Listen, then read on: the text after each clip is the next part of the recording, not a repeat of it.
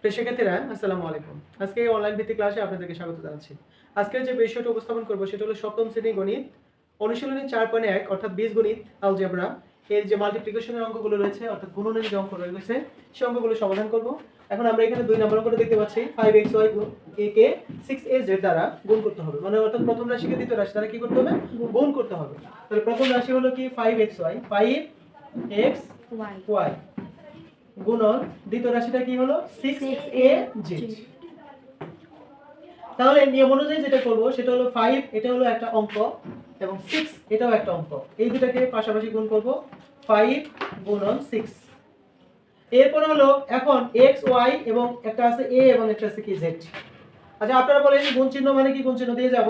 এখানে x y আগে বসবো না a আগে বসবে? a আগে বসবে। তাহলে আমরা আগে a দিব, তারপর গুণন এখানে x y রয়েছে x y, তারপর গুণন এখানে z রয়েছে আমি এখানে z দিচ্ছি।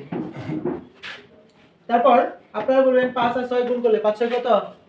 30। তাহলে আমরা এখানে 30 লিখব, 5 6 30। তারপর হলো a, তারপর হলো কি x, তারপর y, তারপর হলো কি z বা জ। এখানে দেখেন একটা মাঝখানেও গুণন চিহ্ন দেওয়া হলো না, কারণ মাঝখানে একটা করে গুণ চিহ্ন ধরে নেওয়া হয়। পাশাপাশি এখানে একই অক্ষর দুইবার নাই, তাহলে এখানে আর পাওয়ারও হচ্ছে না, শুধু পাশাপাশি রয়ে গেল, শুধু পাশাপাশি রয়ে গেল, আর এখানে কিছু করার নেই। এখানে আমরা দিচ্ছি answer, ANS answer 30 a x y z। এটা হলো কি অ্যানসার। আশা করি বুঝতে পেরেছেন সবাই।